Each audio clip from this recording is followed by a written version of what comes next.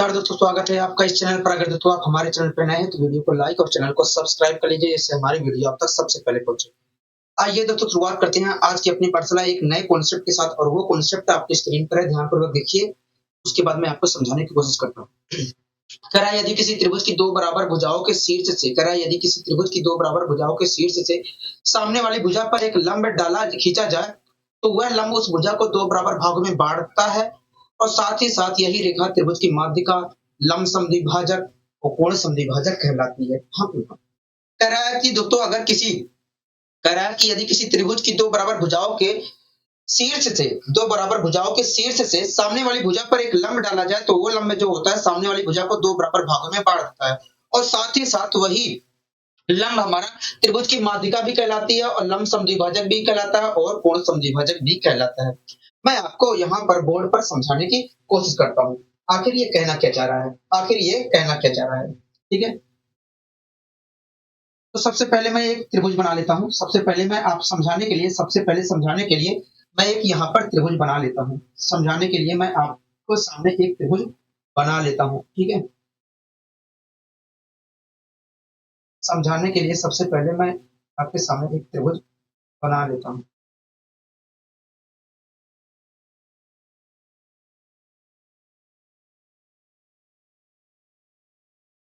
सबसे पहले मैं एक त्रिभुज बना लेता हूँ।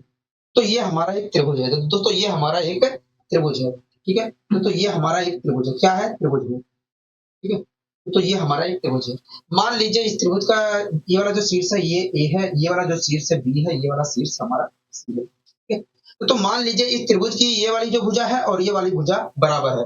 इस त्रिभुज की ये वाली जो भुजा है और ये वाली भुजा आपस में बराबर है। ठीक है, अगर दोस्तों इन दोनों बराबर भुजाओं के शीर्ष से इन दोनों बराबर भुजाओं के शीर्ष से अगर मैं सामने वाली भुजा पर एक लंब डालता हूं, शीर्ष लंब खींचता हूं, अगर सामने वाली भुजा पर एक शीर्ष लंब खींचता हूं या लंब डालता हूं, तो ये जो सामने वाली भुजा है ये जो सामने वाली भुजा है ये जो सामने वाली भुजा है दो बराबर भागों में बट जाएगी, दो बराबर भागों में बट जाएगी। ये जो सामने वाली भुजा है ये सामने वाली जो भुजा है सामने वाली भुजा है ये दो बराबर भागों में बट जाएगी। अगर तो मैं इन दोनों बराबर भुजाओं के शीर्ष से सामने वाली भुजा पर एक लंब डालता हूं तो ये जो सामने वाली भुजा है दो बराबर भागों में बट जाएगी। और यही लंब दोस्तों त्रिभुज की माध्यिका भी कहलाएगी। यही लंब दोस्तों हमारा त्रिभुज की माध्यिका भी कहलाएगी। कोण समद्विभाजक भी कहलाएगा।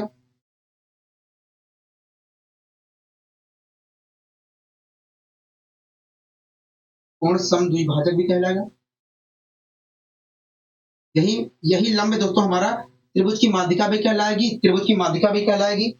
और कोण समद्विभाजक भी कहलाएगा, और लंब समद्विभाजक भी कहलाएगा। क्या? लंब समद्विभाजक भी कहलाएगा। लंब समद्विभाजक भी कहलाएगा।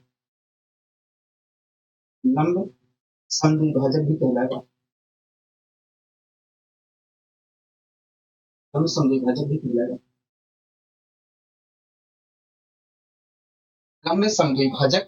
कहलाएगा। ठीक है, तो ये बातें आपको हमेशा ध्यान रखनी है। ठीक है, तो ये बातें आपको हमेशा ध्यान रखनी है। यदि किसी त्रिभुज की दो बराबर भुजाओं के मध्य से सामने वाली भुजा पर एक लंब डाला जाए तो सामने वाली भुजा को दो बराबर भागों में बांट देगी, और वही लंब है दोस्तों हमारा त्रिभुज की माध्यिका भी कहलाएगी, कोण समद्विभाजक भी कहलाएगा, और लंब समद्विभाजक भी कहलाएगा। त्रिभुज का वही लंब हमारा त्रिभुज की माध्यिका भी कहलाएगी, त्रिभुज का कोण समद्विभाजक भी कहलाएगा, और लंब समद्विभाजक भी कहलाएगा। आखिर ये बात कहां से निकल कर आई है, इसके पीछे लॉजिक क्या है, आइए हम जानने की कोशिश करते हैं। ठीक है, तो हमें प्रूव क्या करना है, हमें यही प्रूव करना है कि यदि किसी त्रिभुज की दो बराबर भुजाओं के मध्य से सामने वाली भुजा पर एक लंब डाला जाए तो वो लंब सामने वाली भुजा को दो बराबर भागों में बांटती है, और वही लंब हमारा माध्यिका, कोण समद्विभाजक और लंब समद्विभाजक कहलाता है। यही तो प्रूव करने को हो गया। हाँ, यही चीज प्रूव करना है। तो आइए हम प्रूव करने की कोशिश करते हैं। मान लीजिए दोस्तों ये हमारा एक त्रिभुज है ABC, और इस त्रिभुज ABC के ये वाली भुजा AB और AC भुजा क्या है? बराबर है। ठीक है दोस्तों। अगर मैं शीर्ष ए से दोस्तों शीर्ष ए से मैं एक लंब डाल रहा हूँ सामने वाली भुजा पर एक लंब डाल रहा हूँ। शीर्ष ए से मैं एक लंब खींच रहा हूँ सामने वाली भुजा पर। तो मैं शीर्ष ए से एक लंब खींच रहा हूँ एडी सामने वाली भुजा बीसी पर। ठीक है, आपको कोई दिक्कत है? होगा नहीं, हमें कोई दिक्कत कोई परेशानी नहीं है। दोस्तों एक बात बताइए, इस त्रिभुज की ए बी भुजा और एसी भुजा आपस में बराबर है? कहोगे हाँ। और आपको चित्र ये पता है कि जब किसी त्रिभुज की भुजाएं बराबर होती है तो उन भुजाओं के सम्मुख कोण भी आपस में बराबर होते हैं। अगर इस त्रिभुज की ये वाली भुजा और ये वाली भुजा बराबर है तो इन भुजाओं के सम्मुख कोण भी आपस में बराबर होंगे। मतलब इस भुजा के सम्मुख अगर ये वाला कोण हमारा थीटा है तो इस भुजा के सम्मुख ये वाला कोण भी हमारा क्या होगा? थीटा होगा। बोलो हाँ कि ना? कहोगे हाँ। यहाँ तक सारी चीजें क्लियर है? कहोगे हाँ, यहाँ तक सारी चीजें क्लियर है। ठीक है दोस्तों, अगर मैं इसके अनुसार दोस्तों आप इस त्रिभुज को भूल जाइए, अगर मैं इसके अनुसार देखता हूं तो ये हमारा क्या है? कहोगे ये हमारा लंब है। ये हमारा क्या है? लंब है। ये क्या है? इस कोण के अनुसार देखता हूं तो ये हमारा लंब है। ये क्या है? कहोगे आधार है। और ये क्या है? कहोगे देखिए 90 डिग्री के सामने वाली भुजा एक कर्ण है। आपको जब ये कोस थीटा अगर मैं पूछता हूँ तो ये कोस थीटा की वैल्यू क्या होगी? तो कोस थीटा होगा क्या? कहोगे देखिए कोस थीटा की वैल्यू जो होगी, कोस थीटा बराबर होता है आधार बटे कर्ण। तो कोस थीटा की वैल्यू देखा जाए तो यहाँ पर बीडी अपॉन ए बी होगी। बीडी अपॉन ए बी होगी। बोलो हाँ कि ना? कहोगे हाँ। अगर मैं कोस थीटा की वैल्यू देखता हूँ तो बीडी अपॉन ए बी होगी। ठीक है, आपको कोई दिक्कत है? कहोगे नहीं। इसी प्रकार से तो ये इस त्रिभुज में हो गया। अब इस त्रिभुज में आ जाइए, तो इस त्रिभुज के अगर मैं सामने ये वाला देखता हूँ, यहाँ इस कोण के सामने देखता हूँ तो ये वाला हमारा क्या कहलाएगा? लंब कहलाएगा। और ये वाला क्या कहलाएगा? कहोगे आधार कहलाएगा। आप मुझे देखकर बताइए कि कोस थीटा की वैल्यू क्या होगी? इस त्रिभुज को देखकर बताइए कोस थीटा की वैल्यू क्या होगी? कहोगे देखिए कोस थीटा बराबर होता है आधार बटे कर्ण। आधार डीसी है और हमारा कर्ण जो है एसी है। कर्ण हमारा एसी है। इस प्रकार देखा जाए तो कोस थीटा की वैल्यू क्या होगी? एसी डीसी अपॉन डीसी कहाँ है? डीसी अपॉन एसी होगी। डीसी अपॉन एसी होगी। बोलो हाँ कि ना? कहोगे हाँ। तो ये भी साइन तो ये भी कोस थीटा की वैल्यू है, ये भी कोस थीटा की वैल्यू है। तो दोनों वैल्यू क्या होंगी? आपस में बराबर होंगी। कहोगे हाँ। तो बराबर का मैंने साइन लगा दिया। तो ए बी भुजा और एसी भुजा आपस में बराबर है। कहोगे हाँ। तो अगर बराबर है तो ये ए बी से एसी कैंसिल हो जाएगा। कहोगे हाँ। इस प्रकार से तो अगर मैं देखता हूँ तो यहाँ पर बीडी बराबर एसी के निकल कर आएगा। बीडी बराबर एसी के निकल कर आएगा। बीडी बराबर एसी के निकल कर आएगा। आप देख रहे हैं? कहोगे हाँ। तो आप देख रहे हैं कि बीडी बराबर जो है ए से डी, एक मिनट रुकिए, बीडी बराबर डीसी की निकल कर आया। दोस्तों आप यहाँ पर देख रहे हैं कि बीडी बराबर जो है, बीडी जो बराबर है, दोस्तों आप यहाँ पर देख रहे हैं कि बीडी जो है डीसी के बराबर है। मतलब ये वाला जो खंड है इस खंड के बराबर है। मतलब ये वाला जो खंड है ये वाला इस खंड के बराबर है। तो दोस्तों आप यहाँ पर देख रहे हैं कि इस त्रिभुज एबीसी में बराबर भुजाओं के मध्य के शीर्ष से, तो आप देख रहे हैं कि इस त्रिभुज एबीसी में बराबर भुजाओं के शीर्ष से सामने वाली भुजा पर एक लंब डाला गया। तो वो लंब जो है सामने वाली भुजा को दो बराबर भागों में बांट दिया। हम यहाँ तो दोस्तों यहीं से एक नियम निकल जाता है कि यदि किसी त्रिभुज के एबीसी में बराबर भुजाओं के मध्य शीर्ष से सामने वाली भुजा पर एक लंब डाला जाता है तो वो लंब सामने वाली भुजा को दो बराबर भागों में बांट देता है। ठीक है, जैसा कि आप यहाँ पर देख रहे हैं कि ये वाला जो लंब डाला गया है इसने इस वाले लंब ने इसको दो बराबर भागों में बांट दिया है। ठीक है, ये सारी चीजें समझ में आ गई। कहोगे हाँ। दोस्तों एक बात बताइए, यहां से यहां तक की जो दूरी है वही दूरी यहां से यहां तक की है। कहोगे हाँ। तो ये क्या है? कहोगे ये मिड पॉइंट है। हाँ। तो आपको अच्छी तरीके पता है मीडियन के बारे में। किसी त्रिभुज के शीर्ष से सामने वाली भुजा के मध्य बिंदु को मिलाने वाली रेखा क्या कहलाती है? मीडियन कहलाती है। तो दोस्तों आप देख रहे हैं कि ये शीर्ष को सामने वाली भुजा के मध्य बिंदु को इस रेखा के द्वारा मिलाया गया है। ना, इस रेखा के द्वारा मिलाया गया है। तो यही जो लंब हमारा है, ये जो लंब है यही हमारा मीडियन कहलाएगा। कहोगे हाँ। तो ये हमारा क्या था? कहोगे लंब था। ये हमने क्या खींचा था? कहोगे शीर्ष लंब खींचा था। हो गया। तो आप देख रहे हैं कि इस शीर्ष को सामने वाली भुजा के मध्य बिंदु को इस रेखा के द्वारा मिलाया गया है। तो यही जो लंब है हमारा दोस्तों यही हमारा क्या कहलाएगा? मीडियन कहलाएगा। बोलो हाँ कि ना? कहोगे हाँ। मतलब माध्यिका कहलाएगा। बोलो यहाँ तक सारी चीजें क्लियर है? कहोगे हाँ, यहाँ तक सारी चीजें क्लियर है। तो दोस्तों आपने यहाँ पर देखा कि किसी त्रिभुज दोस्तों आपने यहाँ पर खुद नोटिस किया कि जब किसी त्रिभुज एबीसी में बराबर भुजाओं के मध्य के शीर्ष से सामने वाली भुजा पर एक लंब डाला जा रहा है तो वो लंब सामने वाली भुजा को दो बराबर भागों में बांट रहा है और साथ ही साथ वही लंब हमारा क्या कहला रहा है? कहोगे माध्यिका कहला रहा है। हम यहाँ तक सारी चीजें क्लियर है? कहोगे हाँ, यहाँ तक सारी चीजें क्लियर है। ठीक है दोस्तों, आपको अच्छी तरीके पता है कि दोस्तों आपको लंब समद्विभाजक के बारे में पता है? कहोगे हाँ। तो लंब समद्विभाजक क्या होता है? कहोगे देखिए एक एक ऐसी रेखा जो सामने वाली भुजा पर 90 डिग्री, एक ऐसी रेखा जो सामने वाली भुजा पर 90 डिग्री, एक ऐसी रेखा जो सामने वाली भुजा को दो बराबर भागों में बांटने के साथ साथ 90 डिग्री का कोण बनाती है, उसे हम लंब समद्विभाजक कहते हैं, रेखा कहते हैं। हाँ ना? दोस्तों लंब समद्विभाजक के बारे में आपको पता है कहोगे? हाँ। मैंने पूछा कि बताइए लंब समद्विभाजक किसे कहते हैं? कहोगे देखिए, एक ऐसी रेखा जो सामने वाली भुजा को दो बराबर भागों में बांटने के साथ साथ 90 डिग्री का कोण बनाए, उसे हम लंब समद्विभाजक रेखा कहते हैं। हाँ ना? दोस्तों आप यहाँ पर देख रहे हैं कि ये वाली जो रेखा है सामने वाली भुजा को दो बराबर भागों में बांटने के साथ साथ 90 डिग्री का कोण बना रही है। हाँ भैया, तो इस प्रकार देखा जाए तो ये जो हमारा शीर्ष लंब है, ये हमारा कुछ और नहीं है, ये लंब समद्विभाजक भी है। कहोगे हाँ। तो आप यहाँ पर देख रहे हैं कि ये वाली जो रेखा है, ये वाला जो रेखा है, ये 90 सामने वाली भुजा को दो बराबर भागों में बांटने के साथ साथ 90 डिग्री का कोण बना रही है। कहोगे हाँ। तो ये रेखा कुछ और नहीं है, लंब समद्विभाजक है। कहोगे हाँ। तो इस प्रकार देखा जाए तो ये जो शीर्ष लंब खींचा गया है, ये शीर्ष से सामने वाली भुजा पर, ये शीर्ष लंब हमारा क्या है? ये शीर्ष लंब हमारा लंब समद्विभाजक भी है। हाँ, लंब समद्विभाजक भी है। हाँ, लंब समद्विभाजक भी है। बोलो हाँ कि ना? कहोगे हाँ। यहाँ तक सारी चीजें समझ में आ रही है? कहोगे हाँ। लंब समद्विभाजक भी है, लंब समद्विभाजक भी है। हाँ, तो यहीं से एक नियम निकल जाता है कि यदि किसी त्रिभुज के एबीसी में बराबर भुजाओं के शीर्ष से सामने वाली भुजा पर एक लंब डाला जाता है, तो वो लंब सामने वाली भुजा को दो बराबर भागों में बांटता है, और वही लंब हमारा त्रिभुज की माध्यिका भी कहलाती है, और लंब समद्विभाजक भी कहलाता है। हाँ, यहाँ तक सारी चीजें क्लियर हो गई है? कहोगे हाँ। यहाँ तक सारी चीजें क्लियर हो गई है। ठीक है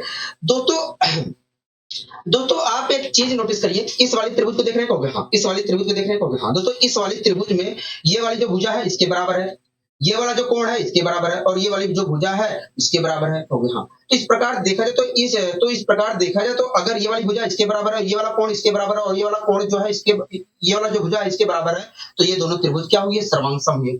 और जब दोस्तों दो त्रिभुज सर्वांगसम होते हैं तो उन सर्वांगसम त्रिभुज के बराबर भुजाओं के सम्मुख कोण भी आपस में बराबर होते हैं। अगर तो ये दोनों त्रिभुज सर्वांगसम है, तो इन दोनों सर्वांगसम त्रिभुज के बराबर भुजाओं के सम्मुख कोण भी आपस में बराबर होंगे। मतलब अगर ये दोनों त्रिभुज सर्वांगसम है, तो ऐसी स्थिति में इन दोनों बराबर भुजाओं के सम्मुख कोण भी आपस में बराबर होंगे। तो इस भुजा का सम्मुख कोण क्या है? ये वाला है। कहोगे हाँ। और इस भुजा के सम्मुख कोण ये वाला है। हाँ। अगर तो ये दोनों त्रिभुज सर्वांगसम है, तो इन दोनों भुजाओं के सम्मुख कोण भी आपस में बराबर होंगे। मतलब अगर इस भुजा के सम्मुख ये वाला कोण हमारा थीटा डिग्री है, तो इस भुजा के सम्मुख ये वाला कोण भी हमारा क्या है? थीटा डिग्री है। हाँ, तो दोस्तों आप यहाँ पर देख रहे हैं कि किसी त्रिभुज एबीसी में, त्रिभुज एबीसी में बराबर भुजाओं के मध्य शीर्ष से जब सामने वाली भुजा पर लंब डाला गया, तो ये लंब जो है इस कोण को दो बराबर भागों में बांट दे रहा है। कहोगे हाँ। अगर तो इस कोण को दो बराबर भागों में ये वाली रेखा बांट दे रही है, तो ये रेखा जो है कुछ और नहीं है, ये हमारा कोण समद्विभाजक वाली रेखा भी है। क्या है? कोण समद्विभाजक वाली रेखा है। हाँ। तो दोस्तों आपने यहाँ पर खुद देखा कि ये जो शीर्ष लंब डाला गया था सामने वाली भुजा पर, दोस्तों आपने यहाँ पर खुद देखा कि जब बराबर भुजाओं के मध्य शीर्ष से सामने वाली भुजा पर लंब डाला गया, तो ये जो लंब है ये इस कोण को दो बराबर भागों में बांट दी है। कहोगे हाँ। तो यही रेखा दोस्तों, यही जो हमारा शीर्ष लंब है या लंब है, ये यही जो शीर्ष लंब या लंब है, ये हमारा कोण समद्विभाजक भी कहलाएगा। कहोगे हाँ। कोण समद्विभाजक भी कहलाएगा। हाँ। तो यहीं से एक नियम निकल जाता है दोस्तों, यहीं से एक नियम निकल जाता है कि यदि किसी त्रिभुज एबीसी में बराबर भुजाओं के मध्य शीर्ष से सामने वाली भुजा पर एक लंब डाला जाए, तो वो लंब जो होता है सामने वाली भुजा को दो बराबर भागों में बांटता है, और वही लंब हमारा त्रिभुज की माध्यिका, लंब समद्विभाजक और कोण समद्विभाजक कहलाता है। क्या कहलाता है? कोण समद्विभाजक कहलाता है। हाँ। यहाँ तक सारी चीजें क्लियर हो गई है? कहोगे हाँ। यहाँ तक सारी चीजें बहुत ही अच्छे वे में क्लियर हो गई है। दोस्तों आशा करता हूँ ये सारी चीजें बहुत ही अच्छे तरीके से आपको समझ में आई होंगी। ठीक है, बताइए यहाँ तक कोई दिक्कत कोई परेशानी? कहोगे नहीं, यहाँ तक हमें कोई दिक्कत कोई परेशानी नहीं है। यहाँ तक हमें कोई दिक्कत कोई परेशानी नहीं है। यहाँ तक कोई दिक्कत कोई परेशानी नहीं है। अगर तो कोई दिक्कत कोई परेशानी नहीं है, तो आइए हम और आगे यहाँ पर बढ़ने की कोशिश करते हैं। तो ये बात तो आपको हमेशा ध्यान रखनी है, इस बात को हमेशा आपको ध्यान रखना है कि यदि किसी यदि किसी त्रिभुज एबीसी में बराबर भुजाओं के मध्य के शीर्ष से सामने वाली भुजा पर हम लंब डाल रहे हैं तो वो लंब जो होता है सामने वाली भुजा को दो बराबर भागों में बांट देगा और वही लंब हमारा त्रिभुज की माध्यिका भी कहलाएगी, कोण समद्विभाजक भी कहलाएगा, लंब समद्विभाजक भी कहलाएगा। ठीक है, यहाँ तक सारी चीजें क्लियर हो गई है। तो हाँ, यहाँ तक सारी चीजें क्लियर हो गई है। ठीक है दोस्तों, मैं यहाँ पर एक समद्विबाहु त्रिभुज बना रहा हूँ। दोस्तों मैं यहाँ पर एक समद्विबाहु त्रिभुज बना रहा हूँ। ठीक है दोस्तों, मैं यहाँ पर एक समद्विबाहु त्रिभुज बना रहा हूँ, समद्विबाहु त्रिभुज।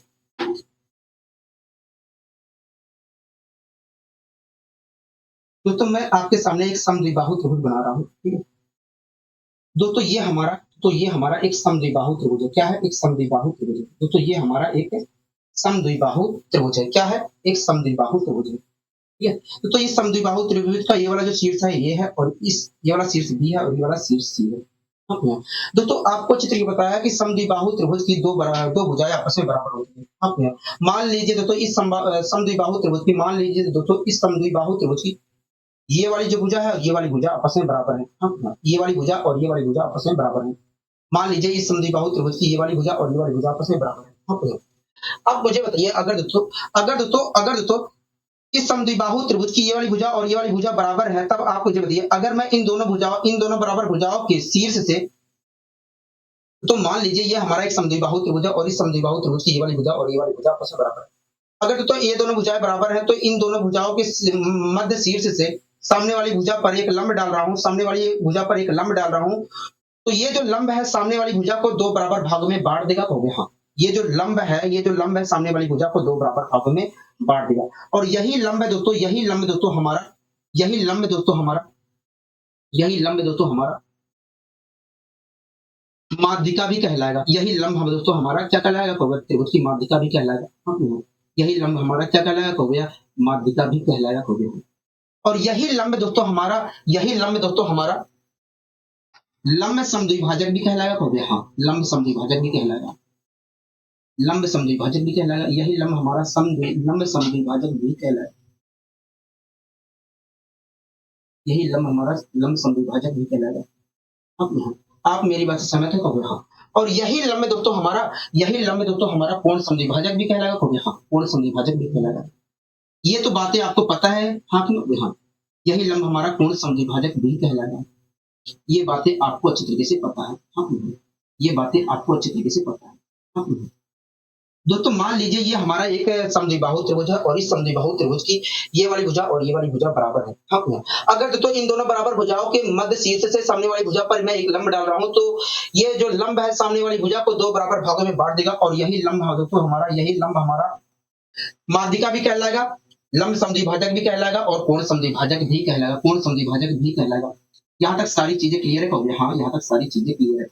तो आपको हमेशा ध्यान रखना है कि किसी भी समद्विबाहु त्रिभुज में बराबर भुजाओं के मध्य शीर्ष से अगर हम सामने वाली भुजा पर एक लंब डाल रहे हैं तो वो जो लंब होगा सामने वाली भुजा को दो बराबर भागों में बांट देगा और वही लंब हमारा त्रिभुज की माध्यिका भी कहलाएगी, कोण समद्विभाजक, लंब समद्विभाजक भी कहलाएगा, कोण समद्विभाजक भी कहलाएगा। ठीक है, बात आती है इसके ऊपर क्वेश्चन कैसे आएंगे। मैं आपको एक क्वेश्चन का झलक दिखा देता हूँ। यहाँ पर एक क्वेश्चन की झलक दिखा देता हूँ। ठीक है, तो कहेगा हमसे कहेगा कि एक हमारा समद्विबाहु त्रिभुज एबीसी है। हमसे कहेगा एक समद्विबाहु त्रिभुज एबीसी है और इस समद्विबाहु त्रिभुज एबीसी में बराबर भुजाओं के मध्य शीर्ष से सामने वाली भुजा पर एक लंब डाला गया एडी। हमसे कहेगा कि यदि इस समद्विबाहु त्रिभुज की बराबर भुजाएं 10 सेंटीमीटर हो, और जो लंब डाला गया है वो 8 सेंटीमीटर हो, तो बताइए समद्विबाहु त्रिभुज की बीसी भुजा बताइए क्या होगी? समद्विबाहु त्रिभुज की भुजा बीसी क्या होगी? हाँ, ऐसे आपसे क्वेश्चन करेगा। ठीक है दोस्तों, आपको अच्छे तरीके पता है कि जब किसी समद्विबाहु त्रिभुज में बराबर भुजाओं के मध्य शीर्ष से सामने वाली भुजा पर लंब डाला जाता है, तो वो लंब जो होता है सामने वाली भुजा को दो बराबर भागों में बांट देता है। मतलब ये वाला जो खंड है इस खंड के बराबर है। कहोगे हाँ, ठीक है। तो आप इस त्रिभुज को देख रहे हैं? कहोगे हाँ। तो इस त्रिभुज को देख रहे हैं? कहोगे हाँ। तो इस त्रिभुज में ये वाला जो त्रिभुज हमारा एक समकोण त्रिभुज है और इस समकोण त्रिभुज में 90 डिग्री के सामने वाली भुजा जो है वो कर्ण है और इस कर्ण है और ये वाला हमारा क्या है, आधार है। ये वाली जो भुजा है आधार है, तो ये वाला क्या हुआ कहोगे, कर्ण, ये वाला हमारा लंब है, ये वाला क्या है, आधार है। तो जब किसी समकोण त्रिभुज में कर्ण हमारा 10 होता है, लंब हमारा 8 होता है, तो आधार हमारा क्या होता है, 6 होता है। मतलब ये वाला जो हमारा बीडी भुजा है, मतलब जो बीडी भुजा है उसकी लंबाई क्या है, 6 है। अब ना, अगर तो बीडी भुजा कह दो, तो अगर बीडी भुजा कह दो तो इस खंड की लंबाई 6 है, तो इस खंड की भी तो लंबाई 6 होगी कहोगे, हाँ, इस खंड की भी लंबाई 6 होगी। इस प्रकार देखा जाए तो इस समद्विबाहु त्रिभुज की जो बीसी भुजा है, इस समद्विबाहु त्रिभुज की जो बीसी भुजा है, इस समद्विबाहु त्रिभुज की जो बीसी भुजा है वो क्या है, 12 सेंटीमीटर है, 12 सेंटीमीटर है। आपको सारी चीजें समझ में आ गया है कि नहीं कहोगे, हाँ, ये हमें ये सारी चीजें समझ में आ गई है, हमें ये सारी चीजें समझ में आ गई है, हमें ये सारी चीजें समझ में आ गई हैं, ठीक है, हमें ये सारी चीजें समझ में आ गई हैं, ठीक है। तो जो समद्विबाहु त्रिभुज के बारे में मैंने बताया और आपको समद्विबाहु त्रिभुज के बारे में बताया, वही सारी चीजें यहाँ पर आपके स्क्रीन पर भी लिखी गई हैं, वही सारी चीजें यहाँ पर आपके स्क्रीन पर भी लिखी गई है, हाँ ना। अब दोस्तों इसी क्रम में दोस्तों मैं एक समकोण समद्विबाहु त्रिभुज यहाँ पर बनाने की कोशिश करता हूँ, ठीक है। दोस्तों मैं एक यहाँ पर समकोण समद्विबाहु त्रिभुज बनाने की कोशिश करता हूँ, समकोण समद्विबाहु त्रिभुज बनाने की कोशिश करता हूँ। दोस्तों मैंने आपके सामने एक समकोण समद्विबाहु त्रिभुज बनाया है। दोस्तों मैंने आपके सामने एक समकोण समद्विबाहु त्रिभुज बनाया है। हाँ, मान लीजिए इस समकोण समद्विबाहु त्रिभुज का ये वाला जो शीर्ष है ये ए है और ये वाला शीर्ष बी है और ये वाला शीर्ष हमारा सी है। यहाँ पर तो 90 डिग्री का कोण बनेगा। हाँ ना दोस्तों, आपको अच्छी तरीके से पता भी होना चाहिए, अगर पता नहीं है तो पता होना चाहिए कि समकोण समद्विबाहु त्रिभुज का जो लंब होता है और आधार जो होता है वो दोनों बराबर होते हैं। मतलब ये वाली जो साइड है इस साइड के बराबर है। हाँ, ठीक है, ये बातें आपको क्लियर है कहोगे, हाँ, ये बातें क्लियर है।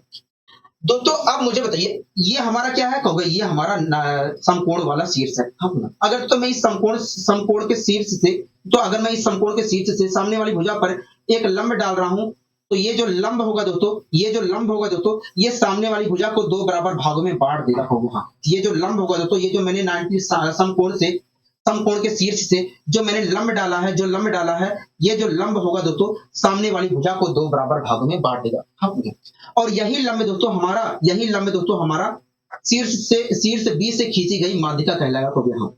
यही लंब दोस्तों हमारा शीर्ष बी से खींची गई माध्यिका कहलाएगा कहोगे, हाँ। और यही लंब दोस्तों हमारा कोण समद्विभाजक भी कहलाएगा। क्या कहलाएगा? कोण समद्विभाजक भी कहलाएगा। कोण समद्विभाजक भी कहलाएगा। कोण समद्विभाजक भी कहलाएगा। बोलो हाँ कि ना कहो, हाँ। यही लंब हमारा कोण समद्विभाजक भी कहलाएगा। और यही लंब दोस्तों हमारा लंब समद्विभाजक भी कहलाएगा। क्या कहलाएगा? लंब समद्विभाजक भी कहलाएगा। हाँ, लंब समद्विभाजक भी कहलाएगा। तो ये बातें आपको हमेशा ध्यान रखनी है। तो आपको यहीं से एक बात हमेशा ध्यान रखनी है कि किसी भी समकोण समद्विबाहु त्रिभुज के समकोण वाले शीर्ष से सामने वाली भुजा पर अगर हम एक लंब डाला जाए तो वो लंब जो होगा समकोण त्रिभुज के शीर्ष के सामने वाली भुजा को, मतलब कर्ण को 2 बराबर भागों में बांट देगा और वही लंब हमारा त्रिभुज के शीर्ष बी से खींची गई माध्यिका कहलाएगा और कोण समद्विभाजक भी कहलाएगा और लंब समद्विभाजक भी कहलाएगा। ठीक है, लंब समद्विभाजक भी कहलाएगा। और यही सारी चीजें आपके स्क्रीन पर इस समकोण समद्विबाहु त्रिभुज के बारे में लिखा गया है। तो यहीं से एक बात आपको ध्यान रखनी है कि यदि किसी समकोण समद्विबाहु त्रिभुज में समकोण के शीर्ष से सामने वाली भुजा पर एक लंब डाला जाए तो वो लंब जो होगा कर्ण को ये वाली भुजा तो कर्ण ही तो कहलाएगी कहोगे, हाँ। कर्ण को 2 बराबर भागों में बांट देगा और वही जो लंब है वही लंब हमारा त्रिभुज की माध्यिका भी कहलाएगा, कोण समद्विभाजक भी कहलाएगा और लंब समद्विभाजक भी कहलाएगा। ठीक है, ये सारी चीजें क्लियर है कहोगे, हाँ, ये सारी चीजें क्लियर है। ये सारी चीजें हमें अच्छे तरीके से क्लियर है। ये सारी चीजें हमें अच्छे तरीके से क्लियर है। ठीक है, अब दोस्तों ये बात आती है कि इस पर क्वेश्चन कैसे पूछेगा।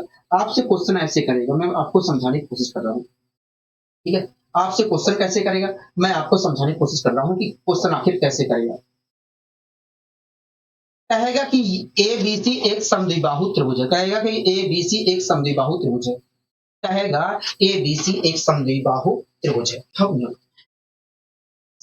दोस्तों हमसे कहेगा कि ए बी सी एक समकोण समद्विबाहु त्रिभुज है। हाँ भैया, कहेगा कि जिसमें कोण बी जो है 90 डिग्री, जहां जहां पर कोण बी जो है 90 डिग्री का कोण है। हाँ भैया, कहेगा कि यदि एसी भुजा की लंबाई, कहेगा कि यदि एसी भुजा की लंबाई 10 है, एसी भुजा की लंबाई 10 है, तो शीर्ष बी से सामने वाली भुजा पर, खींचे गए लंब की लंबाई क्या होगी। कहेगा कि दोस्तों एक समकोण, एक समद्विबाहु, एक एक समकोण समद्विबाहु त्रिभुज एबीसी है, जहां पर कोण बी जो है 90 डिग्री, 90 डिग्री है। कहेगा कि यदि शीर्ष बी से सामने वाली भुजा पर एक लंब खींचा जाए, तो बताइए इस लंब की लंबाई क्या होगी यदि कर्ण हमारा 10 सेंटीमीटर है। तो तुरंत, तो आपको पता है दोस्तों, तो आपको पता है कि समकोण समद्विबाहु त्रिभुज में, समकोण समद्विबाहु त्रिभुज में आधार और लंब दोनों जो होते हैं वो बराबर होते हैं। कहो हाँ। और आपको अच्छे से पता है कि जब किसी त्रिभुज में बराबर भुजाओं के शीर्ष से सामने वाली भुजा पर लंब डाला जाता है, तो वो लंब जो होता है सामने वाली भुजा को दो बराबर भागों में बांट देता है। मतलब ये जो 10 है, ये 5-5 सेंटीमीटर वगैरह हो गया। मतलब इस खंड की लंबाई 5 हो जाएगी और इस खंड की लंबाई 5 हो जाएगी। और आपको ये भी बात पता है कि जो लंब डाला जाता है वो लंब हमारा माध्यिका भी कहलाता है। कभी हाँ, माध्यिका भी कहलाता है। बोलो हाँ कि ना। कभी हाँ, देखो शीर्ष बी से खींची गई माध्यिका भी कहलाता है। हाँ, तो ये जो हमने लंब खींचा है शीर्ष बी से जो लंब खींचा गया है सामने वाली भुजा पर, ये लंब हमारा त्रिभुज, ये शीर्ष बी से खींची गई माध्यिका भी कहलाएगी। कभी हाँ। और आपको अच्छे तरीके पता है कि किसी भी समकोण त्रिभुज में, ये हमारा क्या है, समकोण त्रिभुज ही तो है। कभी हाँ। और आपको अच्छे तरीके पता है कि किसी भी समकोण त्रिभुज में समकोण से सामने वाली भुजा पर खींची गई माध्यिका की लंबाई जो होती है कर्ण की आधी होती है। कभी हाँ, कर्ण की आधी होती है। अगर तो कर्ण हमारा 10 सेंटीमीटर है, तो खींची गई, ये जो शीर्ष बी से खींची गई माध्यिका है, इसकी लंबाई वास्तव में 5 होगी। कभी हाँ, 5 सेंटीमीटर होगी। मतलब ये जो शीर्ष बी से खींचा गया लंब है, ये कुछ और नहीं 5 सेंटीमीटर है। हाँ, 5 सेंटीमीटर है। यहाँ तक सारी चीजें क्लियर है। कभी हाँ, यहाँ तक सारी चीजें क्लियर है। हाँ, यहाँ तक सारी चीजें क्लियर है। कभी हाँ, यहाँ तक सारी चीजें क्लियर है। बताइए कोई दिक्कत, कोई परेशानी तो नहीं। यहाँ आशा करता हूँ दोस्तों ये सारी चीजें समझ में आई होंगी। ठीक है। अब दोस्तों मैं एक त्रिभुज की और यहाँ पर चर्चा करने की कोशिश करूंगा। अब दोस्तों मैं एक त्रिभुज की यहाँ पर एक त्रिभुज की और यहाँ पर चर्चा करने की कोशिश करूंगा। और वो त्रिभुज है हमारा समबाहु त्रिभुज। क्या? समबाहु त्रिभुज। ठीक है, वो त्रिभुज है हमारा समबाहु त्रिभुज। मैं यहाँ पर दोस्तों एक त्रिभुज बना ले रहा हूँ जिसका नाम है समबाहु त्रिभुज। तो मैं यहाँ पर एक त्रिभुज बना रहा हूँ जिसका नाम है समबाहु त्रिभुज। क्या है? समबाहु त्रिभुज, जिसका नाम है समबाहु त्रिभुज। तो ये हमारा एक समबाहु त्रिभुज है। तो ये हमारा एक समबाहु त्रिभुज है।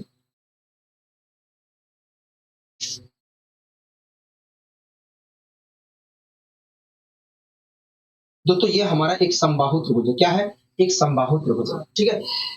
दोस्तों आपको अच्छे तरीके पता है, मान लीजिए दोस्तों इस समबाहु त्रिभुज का ये वाला जो शीर्ष है ये ए है, ये वाला शीर्ष बी है और ये वाला शीर्ष सी है। ठीक है, ये वाला शीर्ष ए है, ये वाला शीर्ष बी है और ये वाला शीर्ष सी।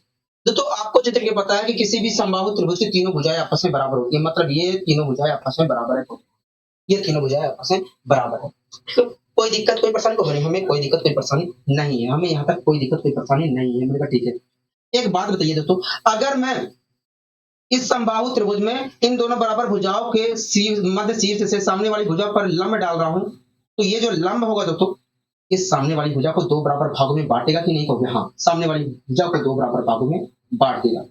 और यही लंब दोस्तों हमारा क्या कहलाएगा? यही लंब दोस्तों हमारा क्या कहलाएगा? यही लंब हमारा त्रिभुज की माध्यिका भी कहलाएगा, कोण समद्विभाजक भी कहलाएगा, लंब समद्विभाजक भी कहलाएगा। हाँ, यही लंब दोस्तों हमारा त्रिभुज की माध्यिका भी कहलाएगा, कोण समद्विभाजक भी कहलाएगा, लंब समद्विभाजक भी कहलाएगा। यहाँ तक सारी चीजें क्लियर है। कहोगे ठीक है। इसी प्रकार दोस्तों अगर मैं शीर्ष बी से सामने वाली भुजा पर एक लंब डालता हूं दोस्तों, मैं अगर इन दोनों दोस्तों, ये दोनों भुजाएं क्या है? आपस में बराबर है। कहोगे हाँ। अगर दोस्तों इन दोनों बराबर भुजाओं के मध्य शीर्ष से, मतलब शीर्ष बी से सामने वाली भुजा पर एक लंब डालता हूं, तो ये जो लंब होगा सामने वाली भुजा को दो बराबर भागों में बांट देगा। और दो बराबर भागों में बांटने के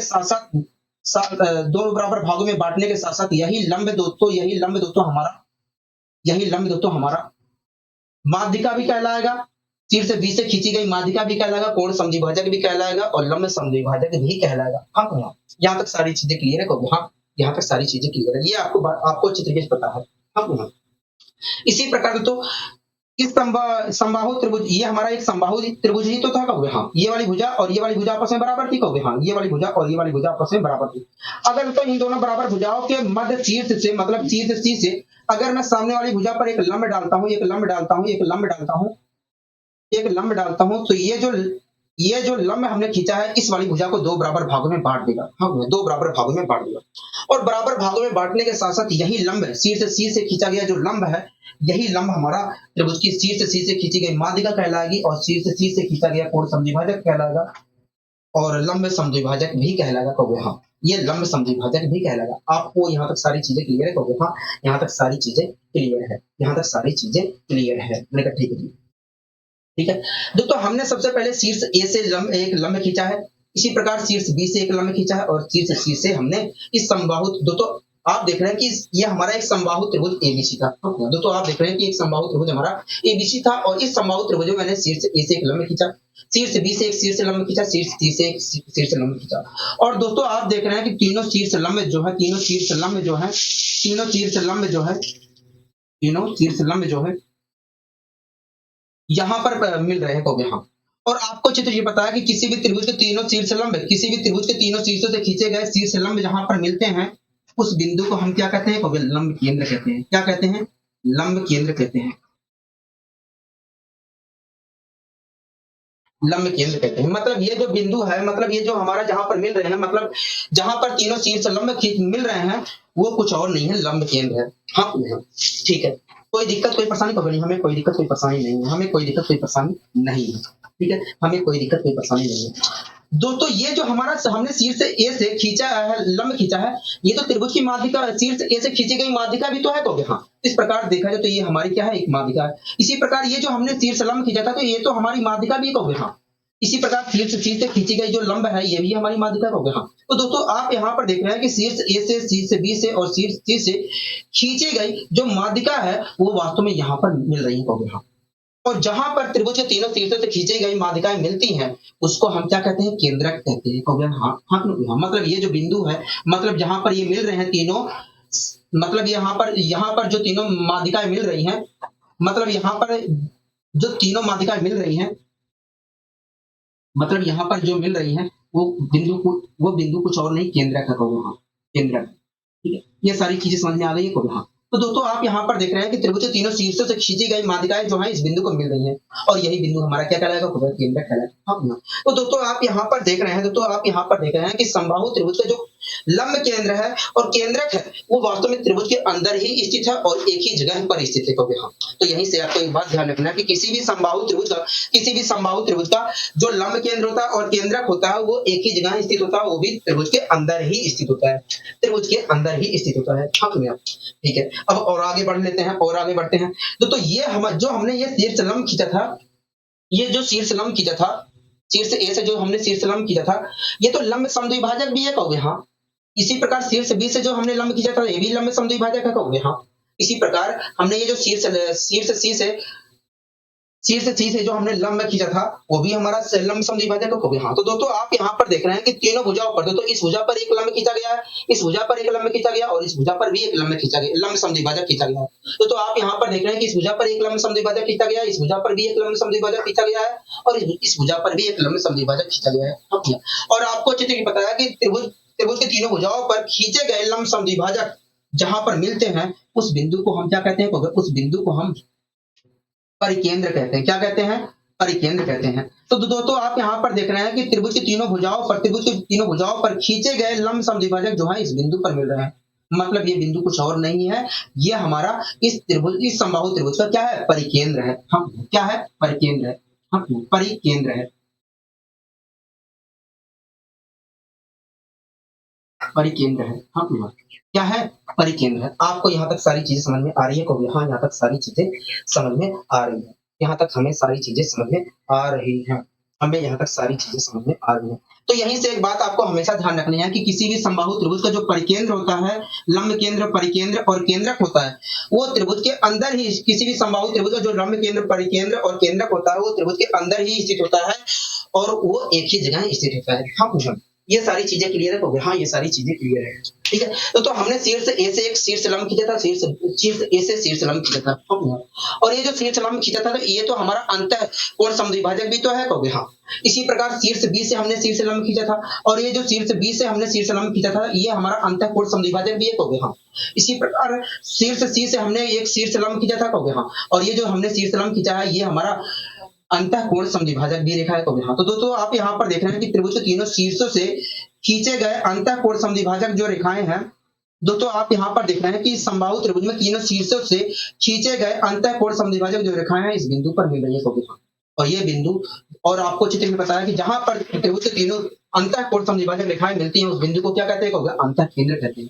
तो यही वास्तव में, यही लंब केंद्र, केंद्रक और परिकेंद्र वास्तव में हमारा अंतःकेंद्र भी है, अंतःकेंद्र भी है, अंतःकेंद्र भी है। क्या है? अंतःकेंद्र भी है। हाँ, तो यहीं से एक नियम आपको ध्यान रखना है, यहीं से एक नियम ध्यान रखना है कि किसी भी समबाहु त्रिभुज का लंब केंद्र, केंद्रक और परिकेंद्र और अंतः केंद्र जो होता है, वो त्रिभुज के अंदर ही स्थित होता है और एक ही जगह पर स्थित होता है, एक ही जगह पर स्थित होता है। ठीक है, ये सारी चीजें क्लियर हो गई है कि नहीं, होगी? हाँ, ये सारी चीजें क्लियर हो गई है। ठीक है, तो ये हमारा क्या है? त्रिभुज का परिकेंद्र है। हाँ, यही दोस्तों हमारा क्या है? अंतः केंद्र है। हाँ, ठीक है दोस्तों, अगर दोस्तों आपको चित्र भी पता है कि परिकेंद्र हमारा एक ऐसा बिंदु होता है, दोस्तों आपको चित्र भी पता है कि परिकेंद्र हमारा इकलौता एक ऐसा बिंदु होता है जहां से त्रिभुज के तीनों शीर्षों के बीच की दूरी बराबर होती है। हम अगर तो ये हमारा परिकेंद्र है, तो इस परिकेंद्र, तो आपको चित्र भी पता है कि परिकेंद्र हमारा एक ऐसा बिंदु होता है जहां से त्रिभुज के तीनों शीर्षों के बीच की दूरी बराबर होती है। मतलब अगर इस बिंदु से, इस परिकेंद्र से इस शीर्ष की दूरी हमारी कैपिटल आर है, तो इसी परिकेंद्र से इस शीर्ष की दूरी भी कैपिटल आर होगी और इसी परिकेंद्र से इस शीर्ष की दूरी भी कैपिटल आर होगी।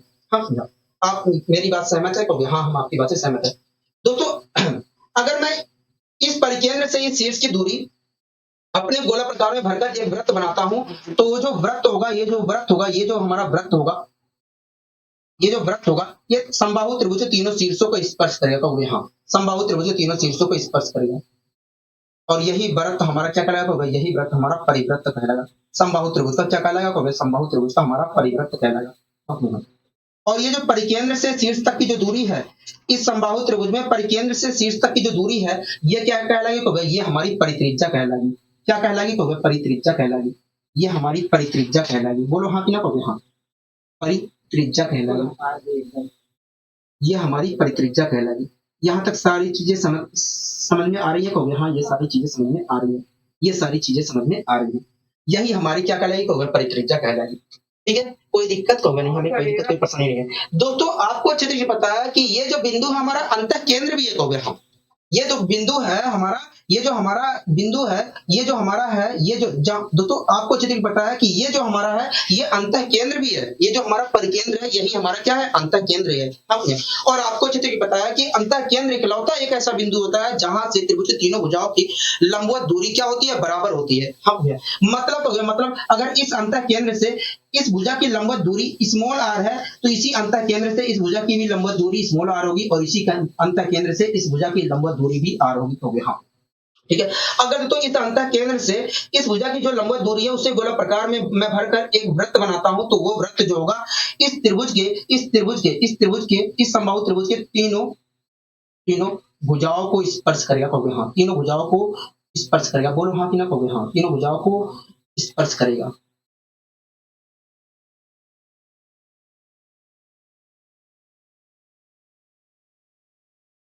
एक मिनट बोलिए।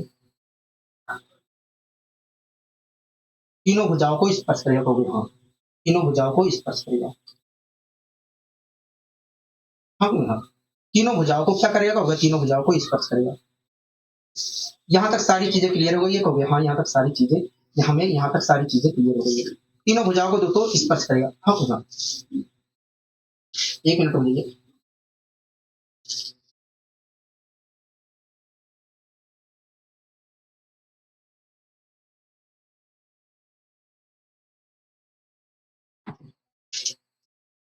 तीनों भुजाओं को क्या करेगा? कहोगे? तीनों भुजाओं को स्पर्श करेगा। तीनों भुजाओं को स्पर्श करेगा। एक मिनट और रुक जाइए।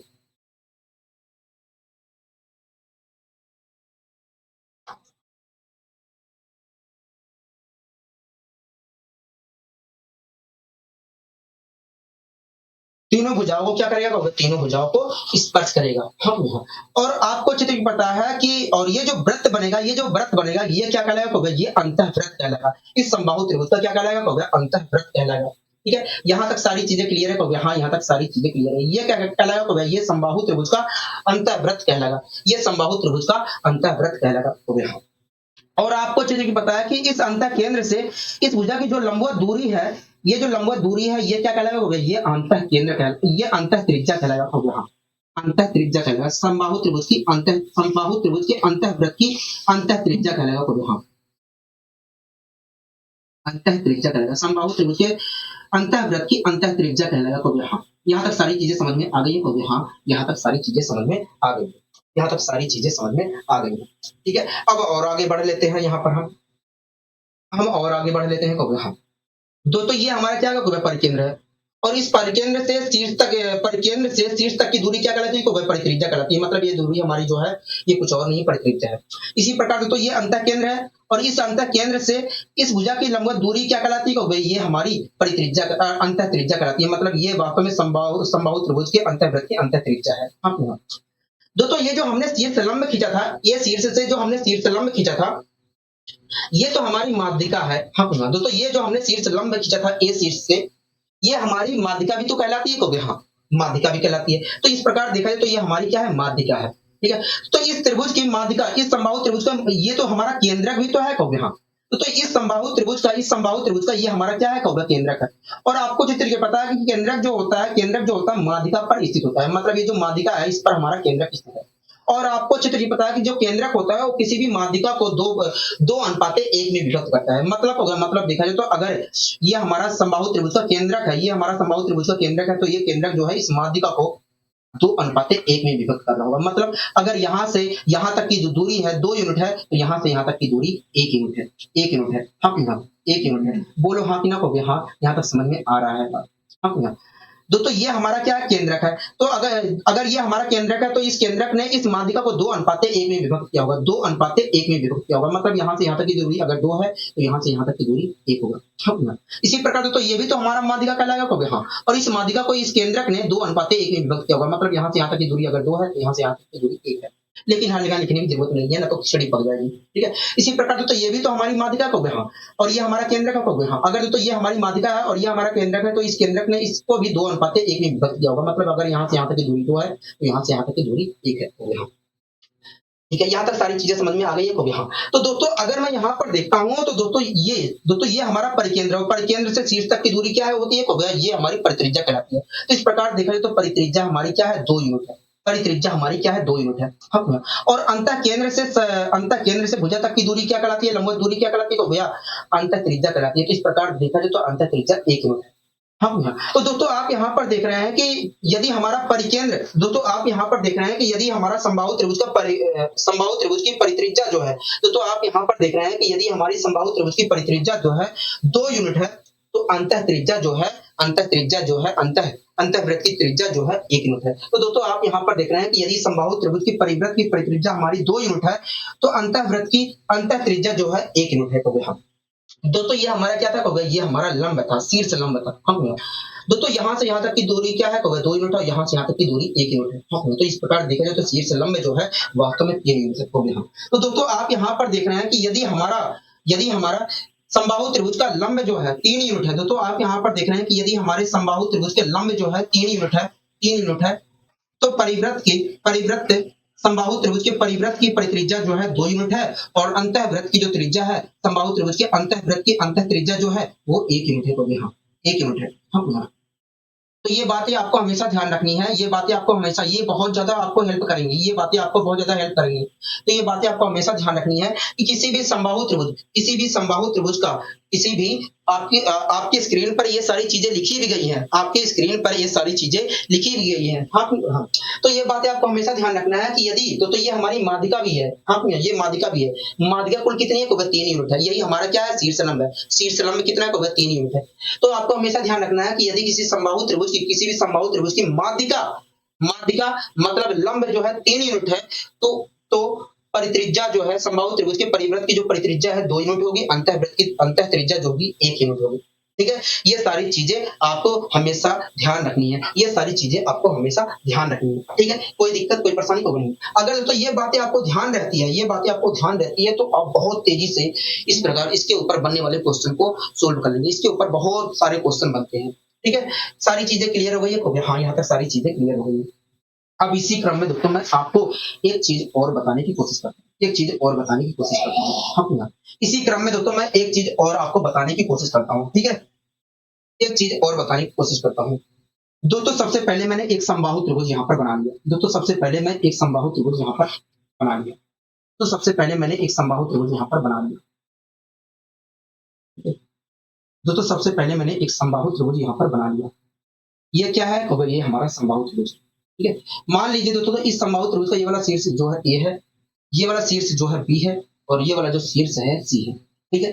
कोई दिक्कत कोई परेशानी होगी नहीं, हमें कोई दिक्कत कोई परेशानी नहीं है। मान लीजिए दोस्तों आपको अच्छे तरीके पता है कि समबाहु त्रिभुज के प्रत्येक भुजा जो समबाहु त्रिभुज की तीनों भुजाएं आपस में बराबर होती है। मतलब अगर ये वाली भुजा ए है तो ये वाली भुजा भी ए होगी, ये वाली भुजा भी ए होगी। हाँ, ठीक है। तो मैंने शीर्ष ए से एक लंब खींचा, ठीक है। अगर दोस्तों मैं शीर्ष ए से एक लंब खींच रहा हूँ तो मैंने शीर्ष ए से एक लंब खींच लिया। हाँ, ठीक है। आपको कोई दिक्कत है नहीं, हमें कोई दिक्कत कोई परेशानी नहीं है, हमें कोई दिक्कत कोई परेशानी नहीं है। मैंने शीर्ष ए से एक लंब खींच लिया, ठीक है, शीर्ष ए से एक लंब खींच लिया। अब दोस्तों एक बात बताइए, अगर मैं शीर्ष ए से एक लंब खींच रहा हूँ, शीर्ष ए से मैंने एक लंब खींच लिया, आपको कोई दिक्कत है? इसका नाम दे दीजिए, जो हमने ये लंब खींचा इसका नाम दे दीजिए डी, ठीक है। तो ये वाली भुजा भी हमारी क्या है? ए है, ये बात आपको पता है। जो हमने शीर्ष लंब खींचा है इसका नाम दे दीजिए ए डी, ठीक है। दोस्तों अगर हमने शीर्ष ए से एक लंब खींचा है तो इस लंब ने सामने वाली भुजा को दो बराबर भागों में बांटना होगा। मतलब ये वाला जो भुजा है, ये वाला जो भुजा है, ये वाला जो भुजा है ये दो बराबर भागों में बढ़ गया है। मतलब इस खंड की लंबाई a/2 हो गई है और इस खंड की लंबाई भी a/2 हो गई।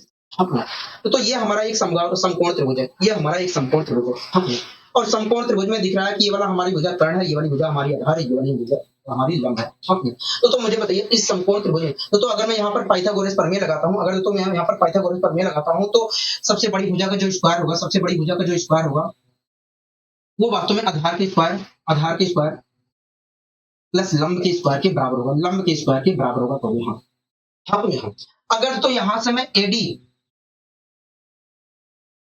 एडी स्क्वायर की वैल्यू निकालता हूं तो एडी स्क्वायर की वैल्यू क्या होगा? देखिए एडी स्क्वायर की वैल्यू क्या होगा? देखिए जब मैं स्क्वायर आधार का स्क्वायर करूंगा तो ए स्क्वायर अपॉन 4 आएगा। जब मैं एडी स्क्वायर की वैल्यू निकालूंगा तो क्या होगा? देखिए 3a स्क्वायर अपॉन 4 आएगा, 3a स्क्वायर अपॉन 4 आएगा। तो यहाँ 3a स्क्वायर अपॉन 4 आएगा, ठीक है। अगर दोस्तों मैं यहाँ से एडी की वैल्यू निकालता हूँ तो एडी की वैल्यू निकालता हूँ तो क्या निकलता है? देखिए √3 अपॉन 2 ये निकल कर आएगा। ये क्या है? भुजा के ये हमारा साइड है। तो दोस्तों आप यहाँ पर देख रहे हैं कि समकोण त्रिभुज, इस समकोण त्रिभुज का ये वाला जो हमारा लंब है, समकोण त्रिभुज का ये जो लंब है, ये हमारा ऊंचाई भी तो है। हाँ, इस प्रकार दोस्तों देख रहे हैं कि समकोण त्रिभुज की जो ऊंचाई है, समकोण त्रिभुज की जो ऊंचाई है वो क्या निकल कर आई है? √3 अपॉन 2 ये निकल कर आई है।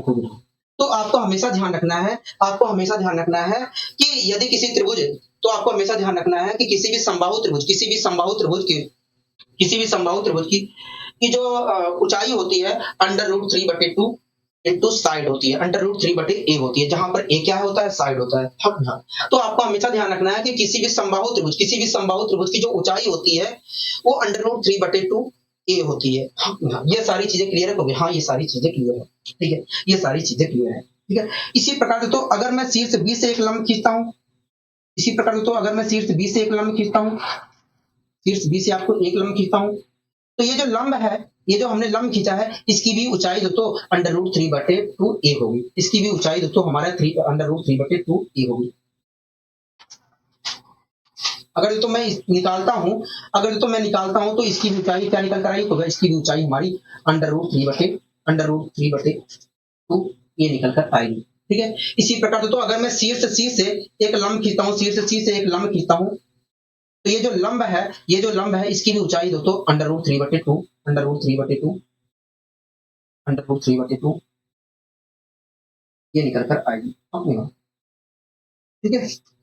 तो दोस्तों आप यहाँ पर देख रहे हैं कि ये जो समबाहु त्रिभुज है, इस समबाहु त्रिभुज में तीनों शीर्षों से खींचे गए लंब की लंबाई क्या है? आपस में बराबर है। तो यहाँ तो यहीं से एक नियम निकल जाता है कि किसी भी समबाहु त्रिभुज में, दोस्तों आपको ये बात हमेशा ध्यान रखनी है। दोस्तों आप यहाँ पर देख रहे हैं कि समबाहु त्रिभुज में तीनों शीर्षों से खींचे गए लंब की लंबाई क्या है, बराबर है। तो यहाँ तो यहीं से एक बात आपको ध्यान रखनी है कि भैया किसी भी समबाहु त्रिभुज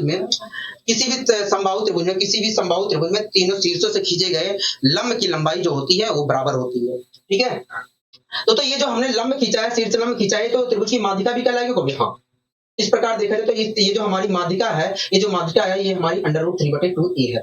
इसी प्रकार शीर्ष बी से जो लंब खींचा है ये भी माध्यिका कहलाएगी कभी। हाँ, मतलब ये माध्यिका की लंबाई √3/2a है। इसी प्रकार शीर्ष सी से जो माध्यिका हमने लंब खींचा ये भी माध्यिका कहलाएगी और इसकी लंबाई क्या है, √3/2a है।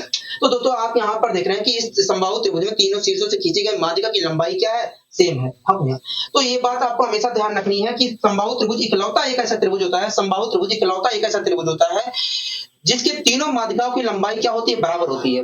दो बातें आपको ध्यान रखनी है कि समबाहु त्रिभुज इकलौता एक ऐसा त्रिभुज होता है जिसके तीनों शीर्ष लंबों की लंबाई और तीनों माध्यिकाओं की लंबाई बराबर होती है। तीनों शीर्ष लंबों और तीनों माध्यिकाओं की लंबाई बराबर होती है। ठीक है, यहाँ तक सारी चीजें क्लियर है कहोगे। हाँ, यहाँ तक सारी चीजें क्लियर है। और ये भी बात आपको ध्यान रखनी है कि किसी भी समबाहु त्रिभुज की जो ऊंचाई होती है √3/2a होती है और माध्यिका की जो लंबाई होती है वो भी हमारी 3/2a होती है। समबाहु त्रिभुज की ऊंचाई या माध्यिका जो होती है या कोण समद्विभाजक जो होता है, कोण समद्विभाजक की भी लंबाई क्या होती है, √3/2a होती है। जहां पर ए क्या है, साइड है, भुजा है। हाँ, ये सारी चीजें क्लियर हो गई है। हाँ, ये सारी चीजें क्लियर हो गई है। ठीक है, अब आइए दोस्तों पहला क्वेश्चन आपके स्क्रीन पर है, आप इस क्वेश्चन को पढ़िए। मैं यहाँ पर इस क्वेश्चन को आपको ही सोल्व करना है। आप पढ़िए क्या कहना चाह रहा है। देखिए, कह रहा है कि यदि त्रिभुज में किसी कोण की समद्विभाजक रेखा सामने वाली भुजा को समद्विभाजित करे तो वह त्रिभुज क्या होगा। दोस्तों आपको अच्छे तरीके पता है कि दोस्तों आपको ये बात अच्छे तरीके पता है कि जब किसी त्रिभुज की बराबर भुजाओं के मध्य से सामने वाली भुजा पर लंब डाला जाता है तो वही लंब दोस्तों हमारा माध्यिका भी कहलाता है, कोण समद्विभाजक भी कहलाता है और लंब समद्विभाजक भी कहलाता है। हाँ भैया, जिस प्रकार दोस्तों खींचा गया लंब हमारा माध्यिका, लंब समद्विभाजक, कोण समद्विभाजक कहलाता है, उसी प्रकार दोस्तों अगर हम लंब समद्विभाजक खींच रहे हैं तो वही लंब समद्विभाजक सामने वाली भुजा को दो बराबर भागों में बांटेगा और वही लंब समद्विभाजक लंब भी कहलाएगा, कोण समद्विभाजक वही लंब समद्विभाजक भी कहलाएगा, माध्यिका भी कहलाएगा। ठीक है, तो ये बातें आपको ध्यान रखना है। तो दोस्तों ऐसा कहां देखने को मिलता है, केवल समद्विबाहु त्रिभुज में ही देखने को मिलता है, क्योंकि समद्विबाहु त्रिभुज की केवल दोनों भुजाएं बराबर होती है और उन दोनों बराबर भुजाओं के शीर्ष से अगर मैं सामने वाली भुजा पर एक लंब समद्विभाजक रेखा खींचता हूं तो वो लंब समद्विभाजक जो रेखा होगा, लंब समद्विभाजक नहीं, कोण समद्विभाजक रेखा खींचता हूं तो वो कोण समद्विभाजक जो रेखा होगा सामने वाली भुजा को दो बराबर भागों में बांट देगा और बांटने के साथ साथ वही कोण समद्विभाजक रेखा हमारा लंब समद्विभाजक भी कहलाएगा और शीर्ष लंब भी कहलाएगा, माध्यिका भी कहलाएगा। हाँ लोग, हाँ ये सारी चीजें क्लियर है कहोगे। हाँ, अगर यहाँ पर समद्विबाहु त्रिभुज की जगह समबाहु त्रिभुज होता है तो हमारा ऑप्शन समबाहु त्रिभुज होता। ठीक है, कोई दिक्कत कोई नहीं, हमें कोई दिक्कत कोई परेशानी नहीं है। अब अगला क्वेश्चन क्या कह रहा है यदि किसी त्रिभुज की तीनों माध्यिकाएं की लंबाई परस्पर समान है तो वह किस प्रकार का त्रिभुज होगा। अभी तो मैंने बताया कि समबाहु त्रिभुज ही इकलौता एक ऐसा त्रिभुज होता है, समबाहु त्रिभुज ही इकलौता ऐसा त्रिभुज होता है जिसकी तीनों शीर्ष लंबों और कोण समद्विभाजक और माध्यिका की लंबाई क्या होती है, बराबर होती है। हाँ, और लंबाई क्या होती है, देखिए तीनों माध्यिका की लंबाई जो होती है √3/2a होती है और तीनों शीर्ष लंबों की लंबाई भी √3/2a होती है और तीनों कोण समद्विभाजक की लंबाई भी √3/2a होती है। ठीक है, ये बातें आपको समझ में आ गई है तो हाँ, ये बातें समझ में आ गई है। ठीक है, अब दोस्तों इस क्वेश्चन को भी हम कर लेते हैं। ठीक है, इस क्वेश्चन को पढ़िए। कह रहा है यदि समबाहु त्रिभुज की परित्रिज्या 4 सेंटीमीटर है तो समबाहु त्रिभुज की अंतःवृत्त की त्रिज्या वह समबाहु त्रिभुज की भुजा ज्ञात करनी। हम समबाहु त्रिभुज की भुजा ज्ञात करनी। हम दोस्तों आपको अच्छे तरीके पता है, आपको अच्छे तरीके से पता है समबाहु त्रिभुज की परित्रिज्या जो होती है, दोस्तों आपको अच्छे तरीके पता है कि समबाहु त्रिभुज की परित्रिज्या जो होती है 2 यूनिट होती है। क्योंकि हाँ 2 यूनिट होती है और अंतःवृत्त की त्रिज्या जो होती है 1 यूनिट होती है। दोस्तों आपको अच्छे तरीके पता है कि यदि समबाहु त्रिभुज की ऊंचाई जो है 3 यूनिट है तो समबाहु त्रिभुज की परिवृत्त की जो परित्रिज्या होगी वो 2 यूनिट होगी और अंतःवृत्त की त्रिज्या 1 यूनिट होगी। तो यहाँ तो हमें पता है कि समबाहु त्रिभुज की जो परित्रिज्या होती है 2 यूनिट होती है, लेकिन क्वेश्चन कह रहा है भैया 4 यूनिट है, 4 सेंटीमीटर है, मतलब 2 यूनिट बराबर है 4 सेंटीमीटर की। होगी हाँ, वास्तव में इन सब चीजों से हमें कोई लेना देना नहीं है, बहुत ही तेजी से सोल्व होता है। 2 यूनिट बराबर है 4 सेंटीमीटर के, तो 1 यूनिट बराबर कितने के, देखिए 1 यूनिट बराबर है हमारा 2 सेंटीमीटर के। हमसे पूछ क्या रहा था कि अंतःवृत्त की त्रिज्या पूछ रहा था, और अंतःवृत्त की त्रिज्या क्या होती है? 1 सेंटीमीटर होती है। दोस्तों 2 सेंटीमीटर 2 यूनिट बराबर 4 सेंटीमीटर के, तो 1 यूनिट बराबर कितने के? 2 सेंटीमीटर के। मतलब समबाहु त्रिभुज की जो अंतःवृत्त की त्रिज्या है वास्तव में 2 सेंटीमीटर है। ठीक है, ये बातें समझ में आ गई? हाँ, ये बातें समझ में आ गई है। ये बातें समझ में आ गई है। ये बातें हमें समझ में आ गई है। 2 बराबर है 4 सेंटीमीटर के, तो 1 बराबर है 2 सेंटीमीटर के। इस प्रकार देखा जाए तो समबाहु त्रिभुज के अंतःवृत्त की जो त्रिज्या है 2 सेंटीमीटर है। हाँ, 2 सेंटीमीटर है। यहाँ तक सारी चीजें क्लियर हो गई? हाँ। तो हमसे पूछा है कि समबाहु त्रिभुज की भुजा ज्ञात करिए। हाँ, तो सबसे पहले समबाहु त्रिभुज की ऊंचाई निकाल लेते हैं। दोस्तों समबाहु त्रिभुज की परिवृत्त की त्रिज्या हमें 4 सेंटीमीटर दिया। हमें पता है कि भैया समबाहु त्रिभुज की परित्रिज्या जो होती है 2 यूनिट होती है। मतलब 2 यूनिट बराबर 4 सेंटीमीटर के, तो 1 यूनिट बराबर होता है, 1 यूनिट बराबर होगा, 1 यूनिट बराबर होगा वास्तव में 2 सेंटीमीटर के होंगे। हाँ, ठीक है। तो 3 यूनिट बराबर कितने के होगा? देखिए 3 यूनिट बराबर है, 3 यूनिट बराबर वास्तव में 6 सेंटीमीटर के होगा। हाँ, 6 सेंटीमीटर की होगा। मतलब जो समबाहु त्रिभुज है उसकी ऊंचाई जो है 6 सेंटीमीटर।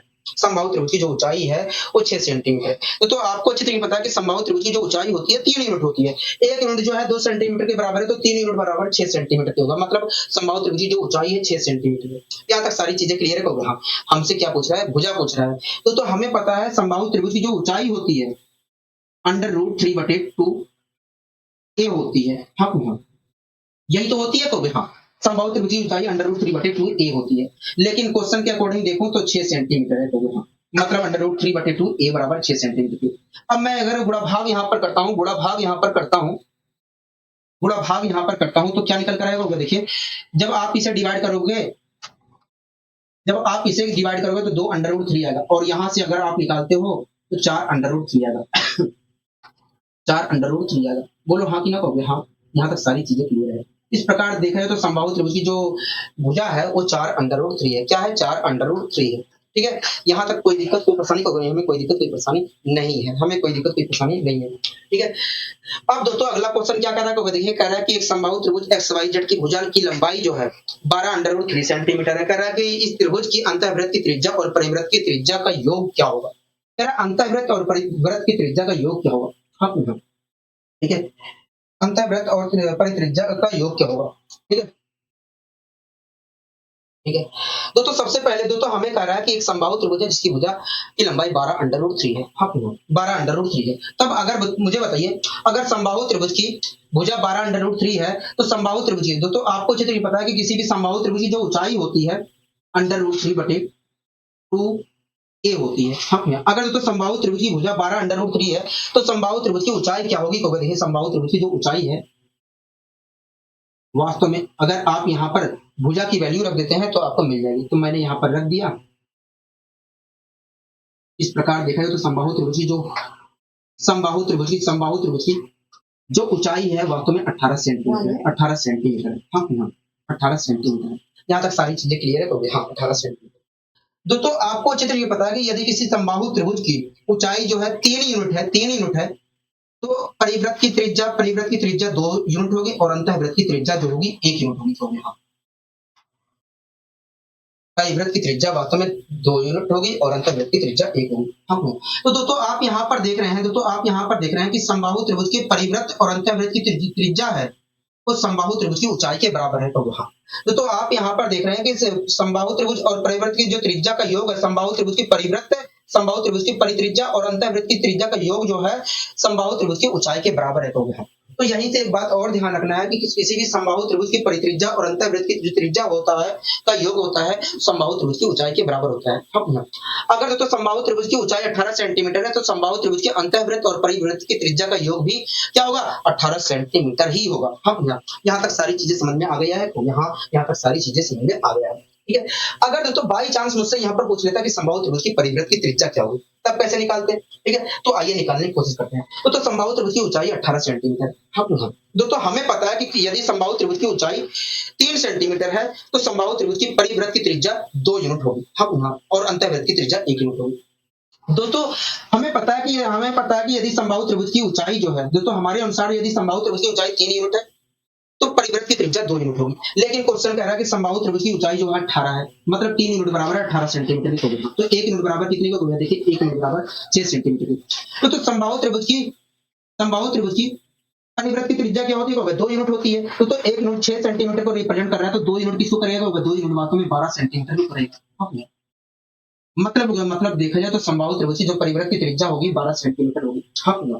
तो 12 सेंटीमीटर होगी। अगर अंतःवृत्त की त्रिज्या पूछता तो अंतःवृत्त की त्रिज्या वास्तव में 6 सेंटीमीटर होती है, क्योंकि 1 यूनिट बराबर आया है 6 सेंटीमीटर। ठीक है, यहाँ तक सारी चीजें क्लियर है। हो गया, हाँ यहाँ तक सारी चीजें क्लियर है, यहाँ तक सारी चीजें क्लियर है। ठीक है, अब दोस्तों इस क्वेश्चन को भी हम कर लेते हैं। हमसे ये क्वेश्चन क्या करा होगा, देखिए हमसे कह रहा है कि यदि एक समबाहु त्रिभुज की अंतःवृत्त की त्रिज्या 6 सेंटीमीटर है तो समबाहु त्रिभुज की परित्रिज्या व माध्यिका की लंबाई क्या होगी। हाँ, माध्यिका की लंबाई क्या होगी। दोस्तों आपको अच्छे तरीके पता है कि किसी भी समबाहु त्रिभुज की अंतःवृत्त की त्रिज्या वास्तव में 1 यूनिट होती है। लेकिन क्वेश्चन कह रहा है कि ये समबाहु त्रिभुज की अंतःवृत्त की त्रिज्या 6 सेंटीमीटर है। हाँ, 6 सेंटीमीटर है। कोई दिक्कत, कोई परेशानी तो नहीं, हमें कोई दिक्कत, कोई परेशानी नहीं है। ठीक है, हमसे पूछ रहा है परित्रिज्या, तो हमें पता है कि समबाहु त्रिभुज की परित्रिज्या कितनी होती है, 2 यूनिट होती है।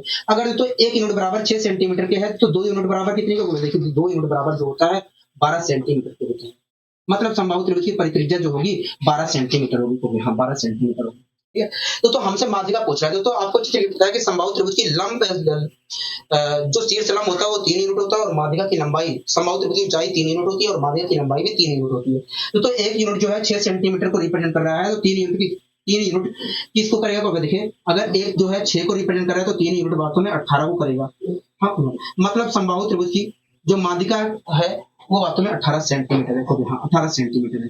हाँ, एक चीज और मैं बता देता हूँ, तो समबाहु त्रिभुज की जो परित्रिज्या होती है अंतःवृत्त की त्रिज्या की दुगनी होती है। किसी भी समबाहु त्रिभुज की परिवृत्त की जो त्रिज्या होती है अंतःवृत्त की त्रिज्या की दुगनी होती है। ठीक है, तो ये आपको थोड़ा सा भी इसमें टाइम नहीं लगना चाहिए था। समबाहु त्रिभुज की अंतःवृत्त की त्रिज्या 6 है, तो समबाहु त्रिभुज की परिवृत्त की जो त्रिज्या होगी वो वास्तव में 12 होगी। यदि किसी समबाहु त्रिभुज की अंतःवृत्त की त्रिज्या 12 है तो समबाहु त्रिभुज की परिवृत्त की जो त्रिज्या होगी वो 24 सेंटीमीटर होगी। तो इस प्रकार आप तेजी से जवाब दे सकते हैं। ठीक है, इसी प्रकार तो आपको ये भी बात ध्यान रखना है कि समबाहु त्रिभुज की माध्यिका या शीर्ष लंब की लंबाई जो होती है अंतःवृत्त की त्रिज्या की अंतःवृत्त की त्रिज्या की 3 गुनी होती है। मतलब अगर समबाहु त्रिभुज की अंतःवृत्त की त्रिज्या 6 सेंटीमीटर है तो समबाहु त्रिभुज की माध्यिका की लंबाई 18 सेंटीमीटर होगी। अगर 12 है तो 36 है। अगर हमारा 10 है तो समबाहु त्रिभुज की माध्यिका वास्तव में 30 सेंटीमीटर होगी। ठीक है, ये सारी चीजें समझ में आ गई है, तो यहाँ तक सारी चीजें समझ में आ गई हैं। ठीक है, अब दोस्तों हमसे और क्या पूछ रहा है, को देखिए हमसे कह रहा है कि एक समबाहु त्रिभुज के भीतर बने अंतःवृत्त और उसके बाहर बने परिवृत्त के क्षेत्रफल के बीच का सटीक अनुपात क्या होगा। कह रहा है कि समबाहु त्रिभुज के परिवृत्त और अंतःवृत्त के क्षेत्रफल का अनुपात क्या होगा। हाँ, तो आपको अच्छे तरीके पता है कि समबाहु त्रिभुज के परिवृत्त की त्रिज्या जो होती है 2 से यूनिट होती है और अंतःवृत्त की त्रिज्या 1 यूनिट होती है। तो इस प्रकार देखा जाए तो समबाहु त्रिभुज के परिवृत्त और अंतःवृत्त की त्रिज्याओं का अनुपात 2:1 होता है। और दोस्तों दो वृत्तों के क्षेत्रफल का अनुपात जो होता है उनकी त्रिज्याओं के वर्ग के बराबर होता है। तो इस प्रकार देखा जाए तो समबाहु त्रिभुज के 1 मिनट रुकिए। दोस्तों समबाहु त्रिभुज का आपको दोस्तों समबाहु त्रिभुज के अंतःवृत्त की त्रिज्या 1 यूनिट होती है और समबाहु त्रिभुज की परिवृत्त की त्रिज्या जो होती है 2 यूनिट होती है। इस प्रकार समबाहु त्रिभुज के अंतःवृत्त और परिवृत्त की त्रिज्या का अनुपात 1/2 है। हो गया, 1:2 है। और आपको अच्छे तरीके पता है कि किसी भी दोस्तों आपको अच्छे तरीके पता है कि दो वृत्तों के क्षेत्रफल का जो अनुपात होता है उनकी त्रिज्याओं के वर्गों के बराबर होता है। तो इस प्रकार देखा जाए तो अंतःवृत्त और परिवृत्त समबाहु त्रिभुज के अंतःवृत्त और परिवृत्त के क्षेत्रफल का जो अनुपात होगा वो वास्तव में 1:4 होगा। क्या होगा, 1:4 होगा। बताइए कोई दिक्कत, कोई परेशानी तो नहीं, हमें कोई दिक्कत, कोई परेशानी नहीं है। यहाँ तक सारी चीजें अच्छी तरीके से क्लियर की है, यहाँ तक सारी चीजें अच्छी तरीके से क्लियर की है। ठीक है, इस क्वेश्चन को भी हम देख लेते हैं। हमसे ये क्वेश्चन क्या कर रहा है, देखिए हमसे कह रहा है कि एक समबाहु त्रिभुज की प्रत्येक भुजा की लंबाई 12 सेंटीमीटर है। इस त्रिभुज के चारों ओर बने परिवृत्त की त्रिज्या का सटीक मान क्या होगा। हाँ, तो सबसे पहले आप मुझे बताइए, अगर समबाहु त्रिभुज की भुजा की लंबाई 12 सेंटीमीटर है तो समबाहु त्रिभुज की ऊंचाई क्या होगी। किसी भी समबाहु त्रिभुज की जो ऊंचाई होती है √3/2a होती है। a की वैल्यू हमें दिया है 12। इस प्रकार देखा जाए तो समबाहु त्रिभुज की जो ऊंचाई होगी 6√3 होगी। क्या होगी, 6√3 होगी। ठीक है, तो हमें पता है कि समबाहु त्रिभुज की ऊंचाई वास्तव में हमारे अनुसार समबाहु त्रिभुज की ऊंचाई क्या होती है, तो 3 यूनिट होती है। मतलब 3 यूनिट बराबर है 6√3 सेंटीमीटर को। हाँ, तो 1 यूनिट बराबर कितने को, देखिए 1 यूनिट बराबर है वास्तव में 2√3 तो हमारे अनुसार समबाहु त्रिभुज की परित्रिज्या क्या होती है, 2 यूनिट होती है। हम यार दोस्तों एक जो यूनिट है 2√3 को रिप्रेजेंट कर रहा है, तो 2 यूनिट किसको करेगा, 4√3 को करेगा। मतलब देखा जाए तो समबाहु त्रिभुज की परिवृत्त की जो त्रिज्या है वो वास्तव में 4√3 सेंटीमीटर है। क्या है, 4√3 सेंटीमीटर है। बताइए यहाँ तक कोई दिक्कत, कोई परेशानी तो नहीं, हमें कोई दिक्कत, कोई परेशानी नहीं है। तो दोस्तों बस आज के लिए इतना ही रखते हैं। दोस्तों मैंने यहाँ पर बहुत ही अच्छी-अच्छी जानकारी यहाँ पर आपको देने की कोशिश की है, ठीक है? तो बस आज के लिए इतना ही रखते हैं, मिलेंगे अगली वीडियो में इसी ऊर्जा और इसी उत्साह के साथ। दीजिए आज के लिए इजाज़त, नमस्कार।